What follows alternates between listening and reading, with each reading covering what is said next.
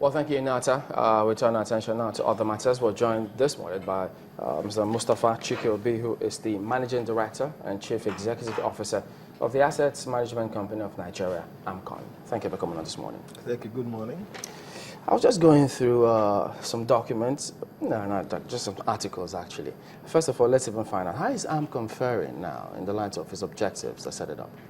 Well, AMCON, I'll speak generally, was in terms of finances, the largest federal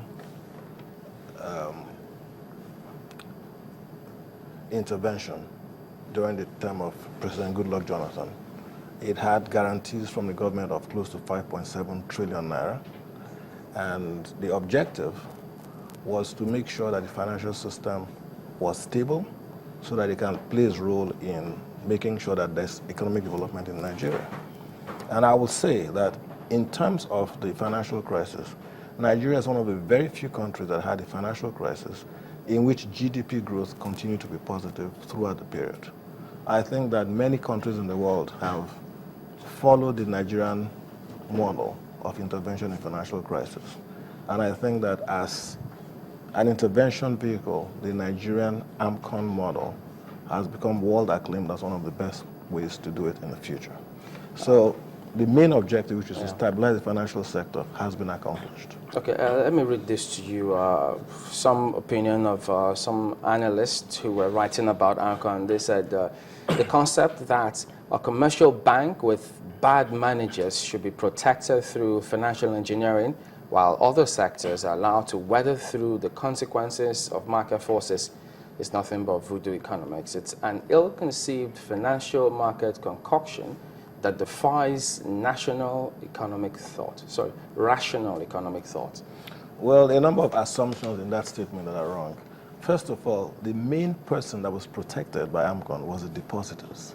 This is the first time in the history of mankind where you had a major financial crisis and no depositor lost a kobo. So it's the depositors that were protected, not the banks. If the banks had gone down, the depositors would have lost their funds. So when people focus on the banks being saved, it's not correct. The depositors were the main target of the intervention, and we accomplished that. People now go to the banks and know that no matter what happens, good or bad management, their deposits are safe. I think that's a very, very important point that people miss. So when people say the banks were saved and all that, it turns the whole argument on its head. We saved the Nigerian depositors, the mom and pop, who left his 10 million naira in a bank for his retirement, was guaranteed that that money would be there. If AMCON hadn't done that, many people will have lost their life savings with untold hardship on the Nigerian economy. That's the point. Okay, let's look at some of the things happening today. It's an election year, yes. And almost every action that people take out there could be misinterpreted. As a matter of fact, today we see the APC and PDP banding words about the fuel scarcity. But then some just wonder, look, this kind of matter, whether one belongs to any party or not, there certainly will be important issues. And in fact, some think that this action may cost the ruling party votes. What action exactly? This fuel scarcity situation, because people could just be upset about all of this and say, look, where are we going with all this? The fuel scarcity is unfortunate, and it's a negative mark on the administration. We shouldn't have fuel scarcity. You see, the problem I have is that there are things that the ruling party does that are very good, and there are things that it could do better. And the notion that everything that the ruling party does is wrong as a sign of opposition is very short-minded. Yes, fuel scarcity is a hardship on Nigerians. It could be managed better. It will be managed better. And I think that from what I've read and heard, this fuel scarcity is going to be a temporary thing. Yeah, so if Nigerians are upset about it, they should be. But there are many, many things that Nigerians should be happy about.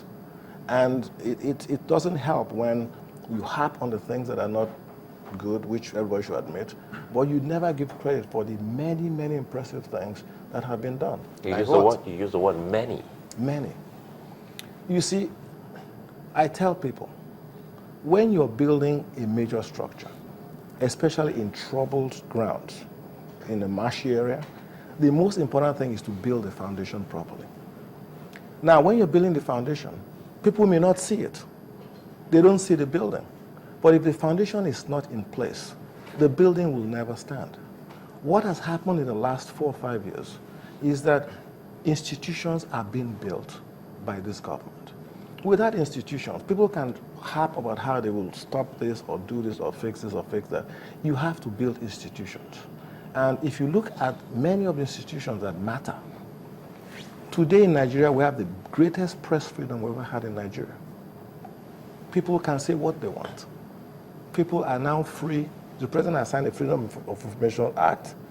People say everything they want to say. And that's why many things that would not have been said under former governments are being said now. And because they're being said, people think there's more corruption, there's more this, there's more that. They're being discussed more openly. That's all that has happened. Corruption has happened in Nigeria for so many years. We are all guilty. We applaud people. We see people who are average people go into government or go into somewhere, and 2 years later they're very wealthy, and we applaud them. But you heard comments making the rounds that, look, in fact, they strongly believe that this government has not given them enough reason to say, look, yes, we are fighting corruption and doing well at it. The way to fight corruption is to build institutions that will deal with corruption. And these institutions, take the judiciary. AMCON has about 1,000 cases in courts today. There are people that went to the banks, borrowed money, admitted they borrowed money. When he asked them to pay the money, they filed 15 or 30 law cases. I have cases that have gone on for 4 years today in judiciary where the person borrowed money and refuses to pay it back. So the question we're saying is, you have to build the judiciary, you have to build the executive, and you have to build the legislature so that these institutions can work together. It doesn't matter how many people you arrest. If you go to the courts and it takes 5 years and the courts cannot operate as efficiently as the legislature or the executive, you will get nowhere with corruption. So it's just people expect miracles in one term.